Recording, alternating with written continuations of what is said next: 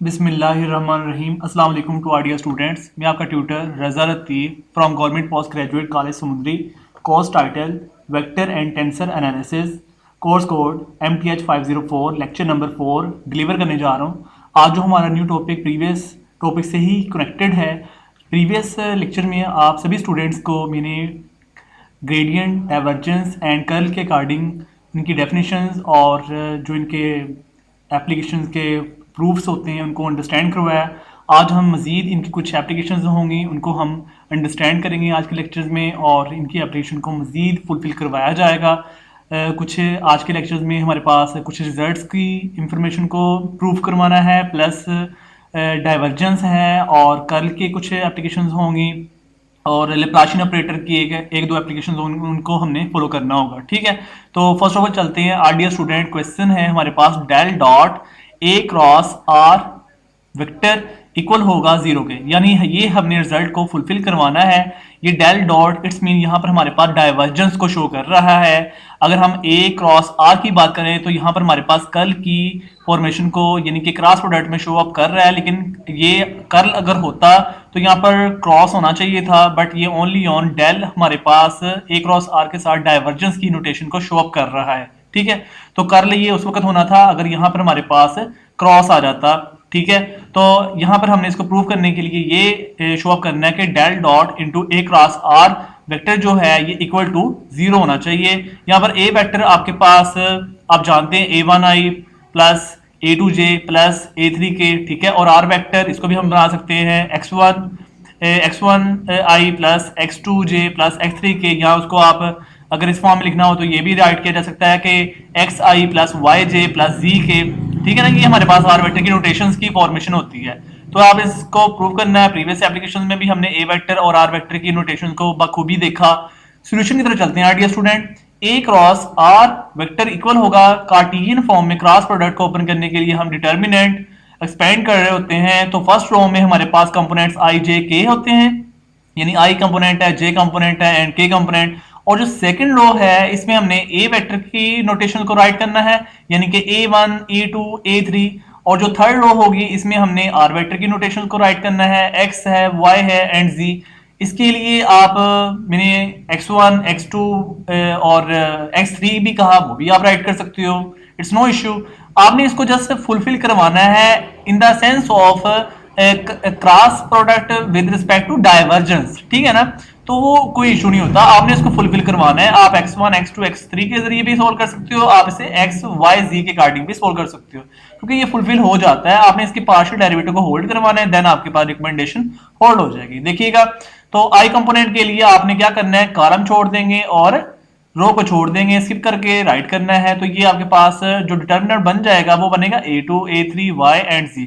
तो आपने इसका डिटर्मिनेंट को एक्सपेंड किया तो ये आएगा a2z माइनस a3y इंटू आई कंपोनेंट। इसी तरीके से जब आप प्लस j कंपोनेंट लिखेंगे, j के लिए कॉलम और रो को स्किप कर देंगे तो आपके पास डिटर्मिनेंट बनेगा a1 a3 x and z।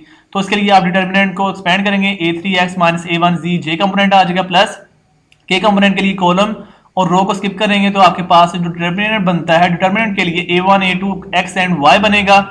आपने इसको डिटर्मिनेंट को एक्सपेंड करना है, a1 y minus a2 x into ये कंपोनेंट हो जाएगा। उसके बाद आपने क्या करना है कि a क्रॉस r के साथ आपको डेल डॉट चाहिए। इट्स मीन आपने ये जो रिजल्ट बना दिया है इसके साथ आपने taking divergence on both side पे राइट कर देना है।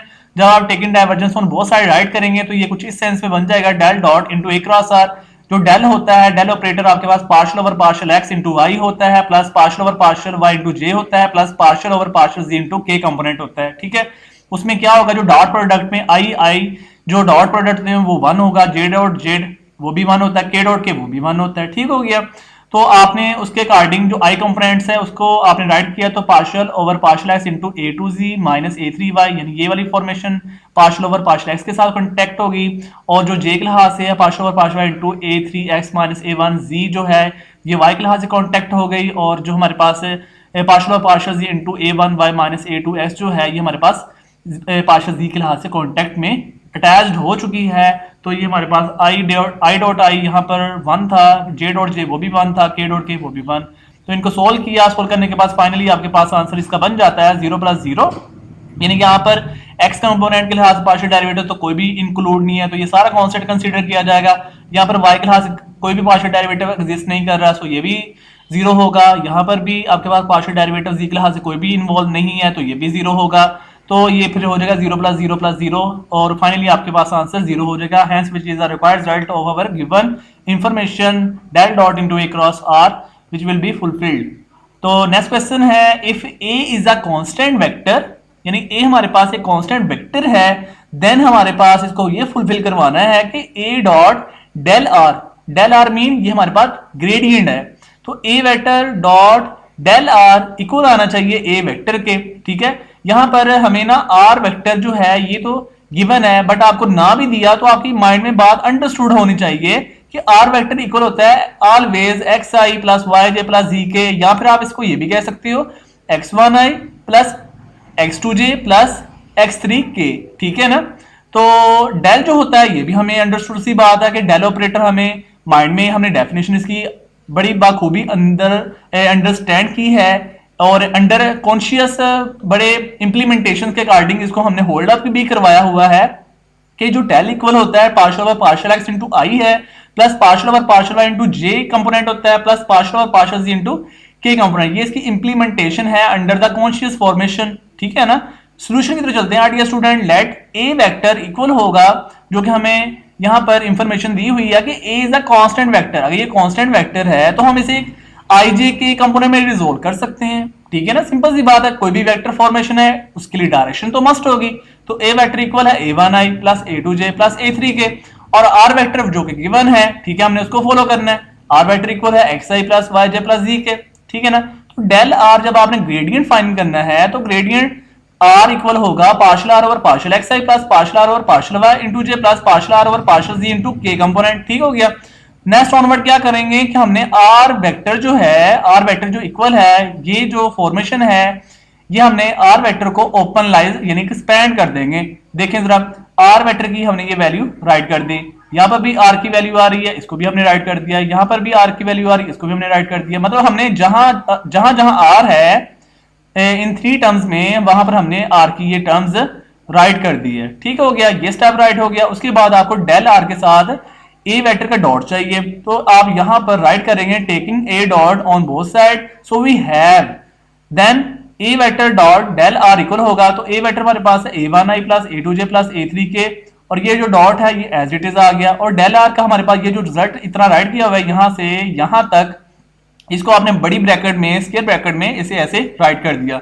जब ये आपने ऐसे राइट कर दिया, उसके बाद आपने डॉट प्रोडक्ट को होल्ड करवाना है। अब देखिए, जब डॉट प्रोडक्ट लेंगे तो इसके लिए क्या होगा, आई डॉट आई, ये वाला जो आई है, आई डॉट आई ये 1 होगा, तो इसके साथ आई डॉट आई जब 1 हो जाएगा तो बाकी टर्म्स इसके साथ मल्टीप्लाइड में आ जाएंगी। It's mean a1 into partial over partial X into xi plus yj plus zk। देखें ये राइट कर दिया। ठीक हो गया।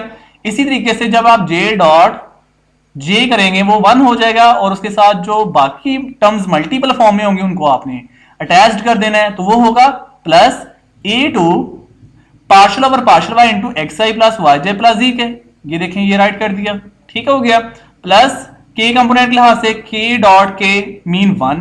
ठीक है ना, के मीन के हमारे पास, ओके, ये हमारे पास z एक्सिस के लिहाज से है, ये डॉट के लिहाज से 1 हो जाएगा, और इनकी बाकी टर्म्स मल्टीपल में आ जाएंगे, ये जो k है था। तो a3 into partial over partial z, ये देखिएगा a3 partial over partial z into ये सारी टर्म जो r की as it is xi plus yj plus zk। ठीक हो गया। नेक्स्ट ऑनवर्ड क्या किया है कि जो इनके पार्शियल डेरिवेटिव है x के लिहाज से, वो आपके पास क्या होगा, 1 होगा। ठीक है ना, यानी कि x के लिहाज से पार्शियल डेरिवेटिव देखें तो यहाँ पर x यहाँ पर आ रहा है, तो ये हमारे पास i आ गया, प्लस यहाँ पर x नहीं है तो 0, यहाँ पर भी x नहीं है प्लस 0, तो i plus 0 plus 0, it's mean i आएगा, तो a1i। इसी तरीके से पार्शियल डेरिवेटिव y के लिहाज से यहाँ पे अप्लाई करवाया, तो यहाँ पर ओनली ऑन j कंपोनेंट बचेगा, तो इट्स मीन प्लस a2j। इस तरीके से आपने यहां पर भी z कंपोनेंट के लिहाज से पार्शियल डेरिवेटिव अप्लाई करवाया, तो क्या बनेगा 0 प्लस 0 प्लस k कंपोनेंट। ठीक है, तो ये आएगा प्लस a3k, वही मैंने यहां पे राइट किया हुआ, a1i plus a2j plus a3k। अब ये हमारे पास एक कांस्टेंट वेक्टर की फॉर्मेशन बन गई है, इसको आप कैपिटल A वेक्टर कह सकते हैं। ठीक है, तो हमने ये फाइनली प्रूव कर दिया है, A vector dot del r equal है ए वेक्टर के, hence which is the required result which will be fulfilled our requirement in the given question। ठीक है, ये हमने राइट कर दिया कि ये हमने प्रूव कर दिया है। तो नेक्स्ट एप्लीकेशन पे चलते हैं डियर स्टूडेंट। नेक्स्ट क्वेश्चन है if F vector and G vector are vector functions and have continuous partial derivatives then हमने ये बात प्रूव करनी है कि gradient F dot G equal होगा del into F dot G. ठीक है, यानी कि ये हमारे पास जो है ना ये फॉर्मेशन ये इसके इक्वल है, यानी ग्रेडियंट को आप सिंपल ये फॉर्मेशन में डेल इंटू राइट करते हैं। अगर डॉट आ जाए तो ग्रेडियंट की जगह फिर वर्ड आएगा डाइवर्जेंस। अगर यहां पर डॉट की जगह क्रॉस आ जाए तो फिर आप वर्ड लिखते होते कर्ल। ठीक हो गया, अगर कोई डॉट नहीं आता ना ही कर्ल आता है इट्स मीन वो क्या होगा ग्रेडियंट। ये हमने इंफॉर्मेशन राइट की। अब जो del into F dot g है ना ये इक्वल इस रिजल्ट के होता है, ये हमने प्रूव करना है, ये हम कंसीडर करेंगे, इसको हम सपोज करेंगे, इसके अकॉर्डिंग सोल्व करते हुए हम ये बात सेटिस्फाइड करवा देंगे। ये हमारी रिक्वायरमेंट होनी चाहिए। तो ये क्या रिजल्ट है F dot del bracket close into G plus G dot del bracket close into F plus F cross into del cross G plus G cross into del cross F bracket close. ये हमारे पास एक vector identity है जो कि gradient formation में होगी और divergence नहीं होगा क्योंकि यहां पर डॉट नहीं आ रहा। ठीक है ना, जस्ट इनके टू फंक्शंस के बिटवीन जो कि कंटिन्यूअस पार्शियल डेरिवेटिव को होल्ड कर रहे हैं उनके बिटवीन डॉट आ रहा है, बट डेल के साथ इनका डॉट नहीं है, ओनली ऑन ब्रैकेट फॉर्मेशन है जो कि ग्रेडियंट को शो अप कर रहा है। तो इसको हम सॉल्यूशन की तरफ चलते हैं, इसको प्रूव करते हैं डियर स्टूडेंट। सॉल्यूशन है डेल इंटू ए डॉट बी इक्वल होगा summation into I partial over partial S into A dot B.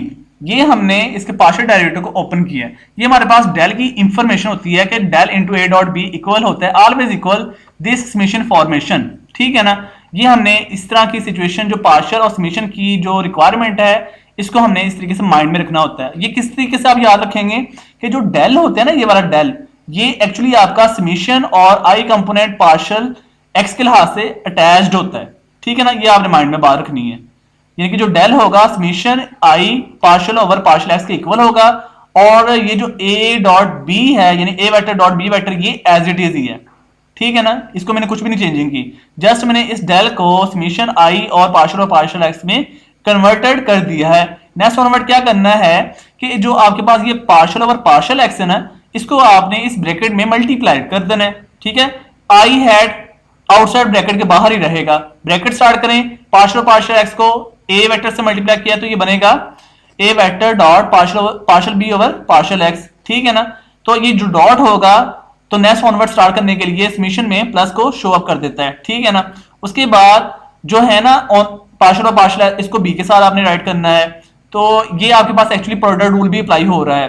तो आप देखेंगे ए वेक्टर हमारे पास एक वेरिएबल कॉन्टेक्ट है, ये भी वेरिएबल है। तो यहाँ पर आपके पास जब आप प्रोडक्ट रूल लगाते हैं तो यहाँ पे first term as it is second का डेरिवेटिव। ठीक है, अगर आप साथ में प्लस लिखेंगे second term as it is first का डेरिवेटिव। ये हम यहाँ पर प्रोडक्ट रूल को ओपन कर लेंगे या इसकी वेक्टर नोटेशन को भी एक्सपेंड कर सकते हैं, जैसे मैंने आपको बताया कि यहाँ पे प्लस से साइन होगा जब समीशन को होल्ड करवाएंगे। तो आप प्रोडक्ट रूल माइंड में रखें जो कि आपने इंटरमीडिएट लेवल में बड़े अच्छे अंदाज में सीखा हुआ है। तो देखिएगा ब्रैकेट में A vector as it is dot partial B over partial X, ये राइट हो गया। ठीक है, यानी सेकंड टर्म का डेरिवेटिव प्लस अब सेकंड टर्म जो है बी वो एज इट इज है फर्स्ट टर्म का डेरिवेटिव पार्शियल फॉर्म में, यानी पार्शियल ए over partial X dot B. ये आप डॉट बी जो पहले भी लिख सकते हो यानी कि b dot partial A over partial x, but मैंने तरतीब से लिखा हुआ है कि जो ए कंपोनेंट है ए वेक्टर आपका फर्स्ट टाइम आए यानी कि पहले राइट हो और बी वेक्टर बाद में आए, यानी कि तरतीब से ये राइट कर दिया है। वैसे भी आप जानते हैं कि dot product are reciprocal to each other, यानी डॉट प्रोडक्ट जो है कम्यूटेटिव लॉ होल्ड करते हैं। ठीक है ना, बट क्रॉस प्रोडक्ट होता फिर नहीं कर सकते थे। जो कम्यूटेटिव लॉ होता है ओनली ऑन डॉट पे होल्ड करता है, नॉन कम्यूटेटिव लॉ जो होता है वो क्रॉस प्रोडक्ट में होता है। ठीक है ना, ये बात आपको माइंड में रहेगी कि आप बी डॉट पहले भी राइट कर सकते हैं बाद में भी राइट कर सकते हैं, बट ये तरतीब से मैंने राइट किया हुआ है। फिर आपने क्या करना है, जो समीशन है आपने सेपरेट कर देना है। तो इस समीशन जब आप सेपरेट करेंगे तो ये होगा समीशन इंटू ए डॉट पार्शियल बी और पार्शियल एस इंटू आई। ठीक है, ये वाला ये आई को मैंने बाद में लिख दिया हुआ है, जो पहले लिखा हुआ था ये कोई इशू नहीं होता, आई कंपोनेंट है डॉट प्रोडक्ट के लिहाज से होल्ड हो सकता है, plus summation B dot partial A over partial X into I. देखें अब मैंने ये बी वेक्टर पहले लिख दिया है, तो डॉट प्रोडक्ट में आगे पीछे हो सकते हैं, ये कोई इशू नहीं होता, कॉम्यूटेटिव लॉ यहाँ पर होल्ड कर रहा है। आप इसको पहले लिख लें या बाद में लिख लें, ये यहाँ पर कोई इशू नहीं है। आपने इसे ना क्वेश्चन नंबर 1 मान लेना, हमने अब प्रूव करने की तरफ जाना है। हमने क्वेश्चन नंबर 1 जब इसे मान लेना है तो हमें ये एक रिजल्ट बनाना है, ठीक है। ये जो समीशन वाला रिजल्ट आपको दिखाई दे रहा है, summation A dot partial B over partial X into I, एक ये हमने रिजल्ट प्रूव करवाना है, summation into B vector dot partial ए ओवर पार्शियल एक्स इंटू आई, ठीक है। इसे हमने क्वेश्चन नंबर 1 मान लिया है। ये हमने अब अपनी सुपोजिशन को इसको फुलफिल करवाने के लिए एक रिजल्ट यूज करना है। As we know that our vector cross product can be written as, ये जो मैंने रिजल्ट लिखा हुआ है this is known as vector cross product, या फिर आप इसे ये भी कह सकते हो वेक्टर ट्रिपल प्रोडक्ट, ठीक है। ये इसका नेम है, जो ये मैंने फंक्शन राइट किया हुआ है, इसको आपने माइंड में रखना होगा कि किस अंदाज में ओपन होता है। ये जरा देखिएगा, ए वेक्टर क्रॉस बी क्रॉस सी, यानी कि आउटसाइड वाली टर्म पे ब्रैकेट स्टार्ट हो रही है, इक्वल होगा ए डॉट सी, यानी कि बाद वाली जो ब्रैकेट में दो टर्म्स हैं, एक फर्स्ट टर्म है, ये सेकंड टर्म है ब्रैकेट में, यानी कि बी फर्स्ट है सी सेकंड है। तो जो बाहर जो आउटसाइड ए वेक्टर होगा ब्रैकेट के बाहर, वो ए जो टर्म है वो डॉट सी के साथ होगी पहले, ए डॉट सी, और बी वेक्टर ब्रैकेट के बाहर, ठीक है, डॉट के बगैर, माइनस ए डॉट बी, ठीक है, और सी आउटसाइड, ठीक है। यानी कि आपने जो ब्रैकेट में टर्म्स हैं उसमें ए वेक्टर का डॉट पहले सी के साथ लेना है, फिर जो टर्म छोड़ दी है, स्किप कर दी है, वो ब्रैकेट के बाहर b term as it is, minus a dot b जो ब्रैकेट में फर्स्ट टर्म है उसका डॉट लेना है ए के साथ, ए डॉट बी इंटू जो रकम छोड़ दी है सी, उसको ब्रैकेट के बाहर आपने एज इट इज राइट कर देना है। इस टर्म में आपके पास वेक्टर ट्रिपल प्रोडक्ट या वेक्टर क्रॉस प्रोडक्ट ओपन हो जाएगा। उसके बाद यहां से आपको क्या बनाना है कि जो आपके पास रिक्वायरमेंट आपने ये बनाने के लिए ए डॉट बी इंटू सी जो है इसको आपने दूसरी साइड पे मूव करवा देना है। तो ये ए डॉट बी इंटू सी दूसरी साइड पे लेके आए तो पॉजिटिव हो गया, और ये जो आपके पास ए क्रॉस इंटू बी क्रॉस सी लेफ्ट साइड पे पड़ा हुआ है, इसको आप राइट साइड पे जब लेके जाएंगे तो ये नेगेटिव हो जाएगा। ये देखिएगा minus into A cross into B cross सी, ये हमारे पास इस तरह की फॉर्मेशन बन गई, यानी कि ए डॉट बी इंटू सी को दूसरी साइड पे मूव करवाया, यानी कि लेफ्ट साइड पे ले गए, ये पॉजिटिव हो गया, और ए क्रॉस इंटू बी क्रॉस सी को दूसरी साइड पे लेके गए, मतलब राइट साइड पे लेके गए, तो ये आपके पास नेगेटिव हो गया। तो ये रिजल्ट बन गया। अब आपने इसमें पुटिंग करनी है। अब आपने ये जो रिजल्ट बना दिया है इसमें देखिएगा कि ये जो आपके पास क्वेश्चन नंबर 1 है, जो ए डॉट पार्शियल बी और पार्शियल एक्स इंटू आई है, ये आपके पास ए इस तरह की टर्म बन गई हुई है। आप देखिएगा ये ए वेक्टर के ही इक्वल है, ये डॉट, ये भी डॉट इधर आ रहा है, यहाँ पर बी वेक्टर की जगह यूज हो रहा है partial B over partial x, ठीक है। यहाँ पर सी वेक्टर जो ब्रैकेट के बाहर है तो इसकी जगह हमारे पास यहाँ पर क्या यूज हो रहा है, आई हैट, आई कंपोनेंट, ठीक है ना। तो आपने इस कंप्लीट रिजल्ट के अंदर पुटिंग करनी है। आप क्या लिखेंगे, रिप्लेस ए वेक्टर में कोई रिप्लेसमेंट नहीं हुई, replace B vector by partial B और पार्शियल एक्स, यानी इसके साथ पार्शियल बी और partial X, and also C vector replace by I component, then our this process या this result can also be written as. ठीक हो गया। जब आप इस रिजल्ट को रिप्लेसमेंट करवा देंगे, यानी कि ए वेक्टर तो एज इट इज है, बी वेक्टर को आपने पार्शियल बी और पार्शियल एक्स से रिप्लेस किया, और सी वेक्टर को आपने आई वेक्टर के साथ रिप्लेस किया, देन आपके पास ये कंप्लीट रिजल्ट ये बन जाएगा। ठीक है, वही मैं ये राइट किया हुआ, देखें ये ए वेक्टर एज इट इज, ये बी वेक्टर की जगह क्या आ रहा है, पार्शियल बी और पार्शियल, सी वेक्टर की जगह क्या आ रहा है, आई। ठीक है, इसी तरीके से A vector as it is dot C vector की जगह आई हैट, बी वेक्टर की जगह पार्शियल बी और पार्शियल एक्स, माइनस ये भी as it is, A vector ये भी एज इट इज, क्रॉस ये भी as it is, bracket start की, बी वेक्टर की जगह आएगा partial B over partial X, cross C की जगह क्या रिप्लेसमेंट की हुई है, आई है। ठीक हो गया। ये हमारे पास जब रिजल्ट बन गया, उसके बाद आपने मजीद इसको क्या करना है, यहाँ पर नेगेटिव को पॉजिटिव में कन्वर्ट करने के लिए यहाँ पर क्रॉस प्रोडक्ट का आपने शफल करवा देना है, क्योंकि cross product non commutative law होता है। इट्स मीन जब भी क्रॉस प्रोडक्ट में आप कोई भी टू वेक्टर्स को आपस में शफल करेंगे, यानी कि ए क्रॉस बी को आप बी क्रॉस ए में राइट करना चाहते हैं, तो आप नेगेटिव आउटसाइड ले जाते हैं। तो जब आपने पार्शियल बी और पार्शियल एक्स को बाद में लिखा और आई हैड को पहले लिखा, तो आपके पास ये नेगेटिव बाहर आएगा, तो वो नेगेटिव यहाँ पर पॉजिटिव आ जाएगा, और बाकी टर्म एज इट इज है, ए vector cross into I cross partial B over partial x. ठीक हो गया। फिर उसके बाद आपको जो रिक्वायर्ड रिजल्ट प्रूव करना है उसमें इस रिजल्ट के साथ यहाँ पर समीशन आ रहा है। अब हमें इस रिजल्ट में, इस कंप्लीट रिजल्ट के लिए समीशन की जरूरत दरकार है। ठीक है, हम अपनी गुफ्तगू को कंप्लीट करने के लिए यहाँ पर समीशन लाना चाहते हैं, तो आप लिखेंगे taking summation on both side. जब आप समीशन बोथ साइड पे लिखेंगे तो ये यहाँ पर स्टार्टिंग पे समीशन आ जाएगा, summation into a dot partial B और पार्शियल इनटू आई इक्वल होगा, यहाँ पर जब समीशन अप्लाई करेंगे तो ये आएगा ए डॉट इनटू जो समीशन होगा आई कंपोनेंट और पार्शियल पे अटैच्ड हो जाता है। ये मैंने स्टार्टिंग में आपको बताया, जो डेल होता है वो समीशन आई और पार्शियल एक्स के इक्वल होता है। ठीक है ना, तो ए dot into summation I partial और पार्शियल एक्स इंटू बी, ये बी को आप डायरेक्ट इसके साथ भी मल्टीप्लाई कर सकते हो, बट ये मैंने टर्म बनानी है इसलिए मैंने ये सेपरेट राइट किया हुआ है। आप ये भी लिख सकते हो partial b vector over partial x plus summation इसके साथ भी सेपरेट कर लें, तो a cross plus A cross into summation इसके साथ आई क्रॉस यानी कि पार्शियल और पार्शियल इंटू बी वेक्टर। ठीक है, ये बी वेक्टर मैंने इसके साथ राइट किया हुआ है। आप बी वेक्टर जैसे ये यहाँ पर सेपरेट राइट किया हुआ है मल्टीपल फॉर्म में, आप यहाँ पर भी बी वेक्टर को सेपरेट मल्टीपल फॉर्म में राइट कर सकते हैं। मैंने यहाँ पर इसमें कंबाइन इसलिए राइट किया हुआ है ताकि आपको डाउट ना हो क्या ये मल्टीपल में लिखा जा सकता है या नहीं। देखिए यहाँ पर मैंने सेपरेट राइट भी किया हुआ है, यहाँ पर मैंने इसे मल्टीप्लाई फॉर्म में भी राइट किया हुआ है ताकि आपको कोई कंफ्यूजन ना हो। कोई स्टूडेंट अगर इसको सेपरेट करके राइट करे यानी कि partial over partial into b vector तब भी बात ठीक है, अगर partial over partial into b vector इसको कंबाइन करके लिखे तब भी बात ठीक होगी। सही है ना, इसलिए किसी भी बच्चे ने, किसी भी स्टूडेंट ने परेशान नहीं होना इस बात पे। तो अब आगे मजीद इसको हम क्लोज करना चाहेंगे, ए डॉट ये जो है ना समीशन आई पार्शियल और partial X, this is known as del.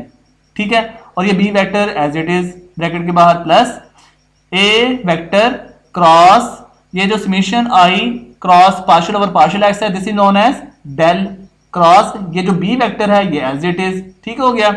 उसके बाद इसको हमने क्वेश्चन नंबर ए मान लेना है।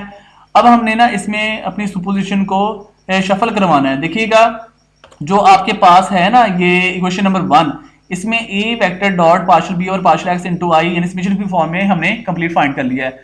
जब ये फाइंड करेंगे इसको हमने सोल्व ऐसे स्टेप बाय स्टेप नहीं करना, इसमें हमने इसको सोल्व किया हुआ है। इसमें हमने क्या करना है, इसी रिजल्ट को मानते हुए इसमें कुछ तरमीम करनी है। देखें जरा, यहाँ पर ए वेक्टर है तो यहाँ पर बी वेक्टर आ रहा है, यहाँ पे डॉट है तो यहाँ पे भी डॉट आ रहा है, यहाँ पर पार्शियल और पार्शियल एक्स है तो यहाँ पे भी पार्शियल और पार्शियल एक्स आ रहा है, इसमें बी वेक्टर है तो इसमें ए वेक्टर है। आप इसमें यहाँ पर वेक्टर लगा देना, सभी स्टूडेंट यहाँ पे एरो लगाना है आपने, जैसे ये बी के ऊपर वेक्टर है, जैसे ए के ऊपर वेक्टर है। ठीक है, और आई हैट है तो यहाँ पे आई हैट है, सेम है।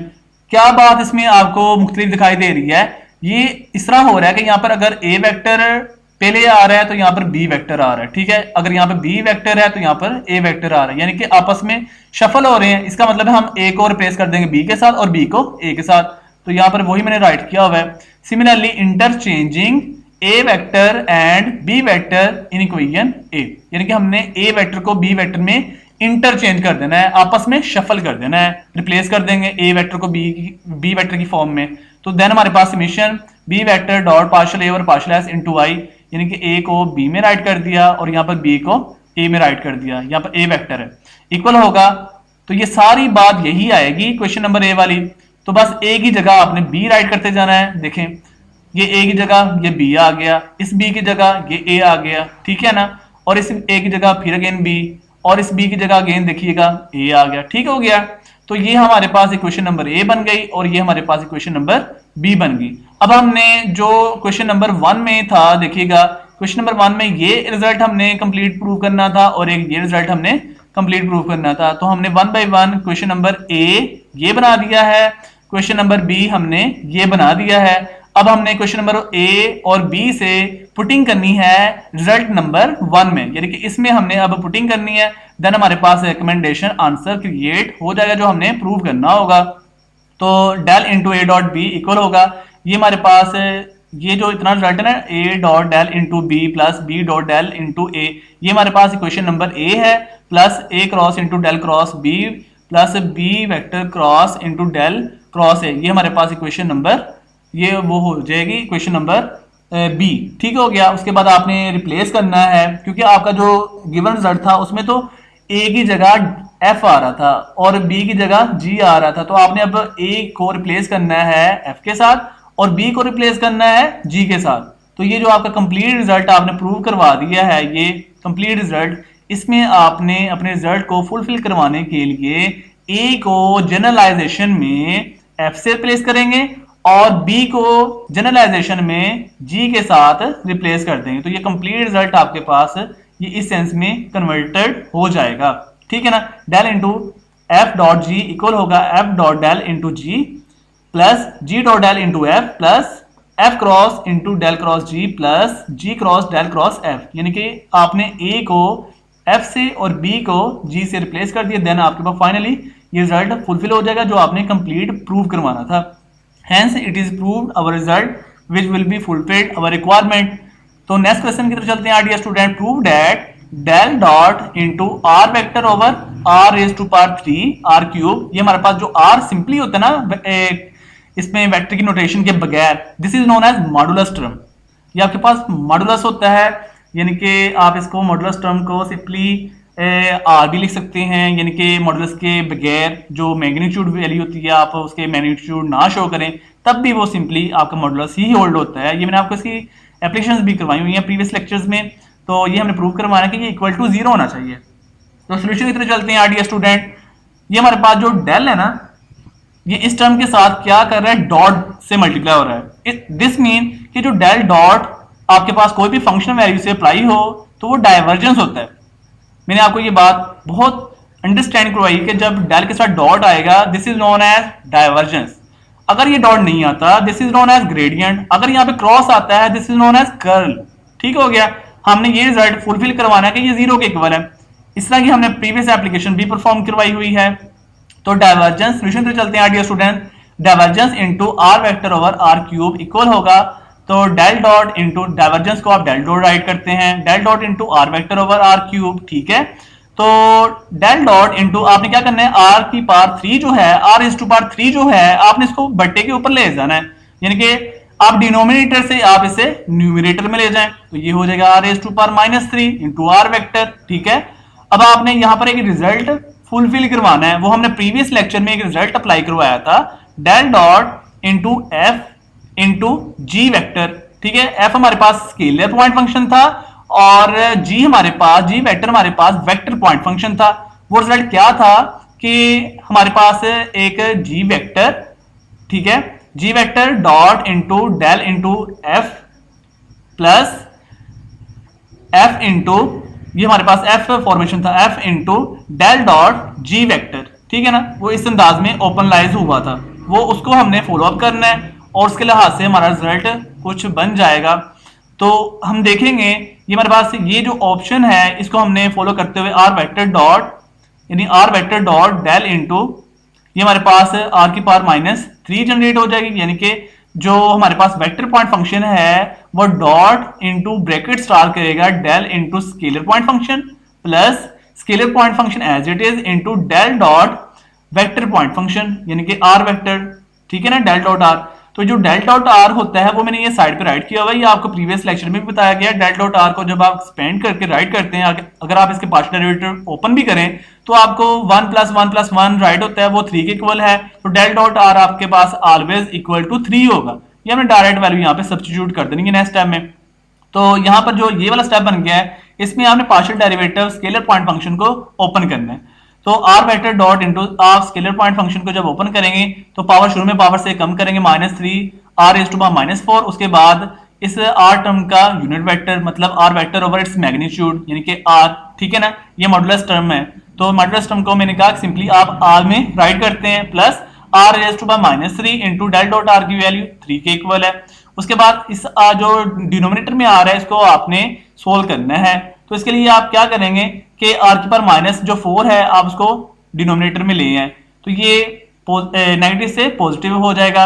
ये देखिए नेक्स्ट स्टेप में आर इज टू पावर 5 लिखा हुआ है, और जो आर वेक्टर डॉट ये वाला आर वेक्टर होगा इसको आपने कंबाइन राइट कर दिया हुआ है ताकि ये हमारे पास मॉडुलस टर्म में स्केलर बन जाएगा। ठीक है ना, -3 ये वाला और डिनोमिनेटर में r is to power 5 into r dot r, ये हमारे पास हो जाता है आर स्क्वायर, ये मैंने नेक्स्ट टाइम में राइट किया हुआ है आर स्क्वायर, प्लस ये हमारे पास जो है ना आर इज टू पावर -3, इसको आप डिनोमिनेटर में पॉजिटिव करने के लिए ले जाएंगे तो 3/r इज टू पावर 3।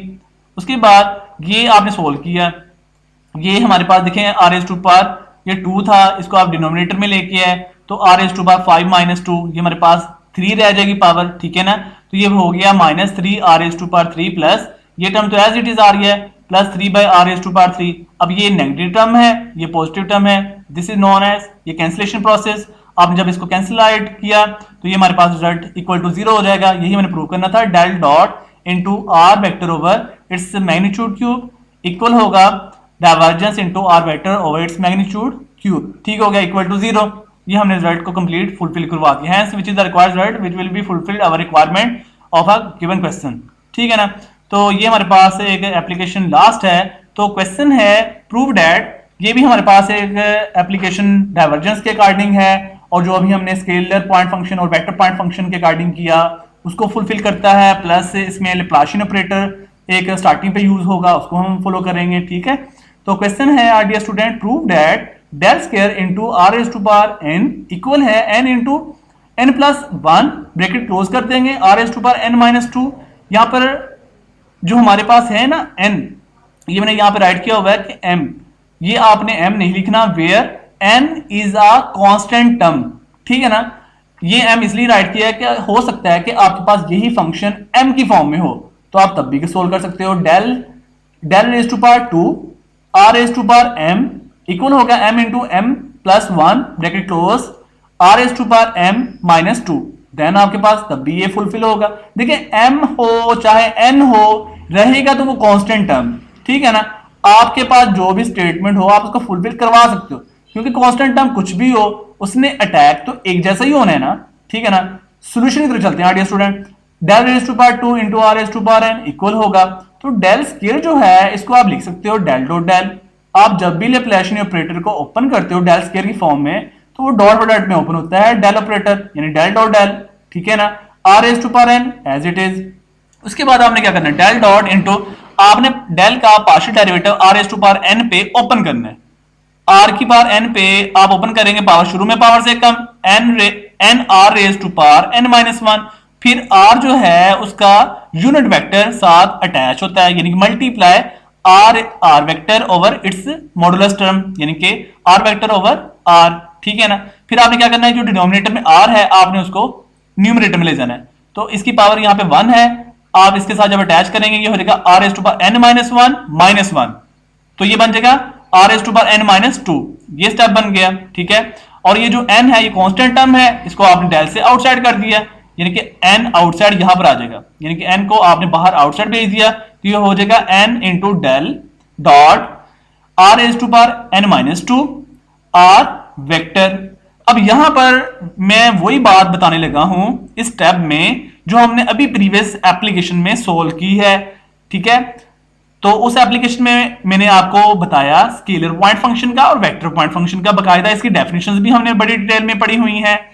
और इसका अब हम रिजल्ट जो एक फॉर्मूला है उसको हम यहाँ पे फॉलो अप कर लेते हैं अगेन, जो हमने अभी प्रीवियस एप्लीकेशन में, मैंने वहां पर राइट आपको साइड पे नहीं बताया था, इस एप्लीकेशन में मैं आपको साइड पे बताना चाह रहा हूं कि ये हमारे पास किस अंदाज में ये वाला function del dot into scalar point function और वेक्टर पॉइंट फंक्शन किस अंदाज में ओपन होता है। ये मैंने जो सर्कल आउट किया हुआ है ये हमारे पास स्केलर पॉइंट फंक्शन है, जिसको मैं ये सर्कल कर रहा हूं, ठीक है। ये जो सर्कल फॉर्म कर रहा हूं this is known as scalar point function. अगर ये एमसीक्यू पूछ रहा है तो आप बता सकते हो।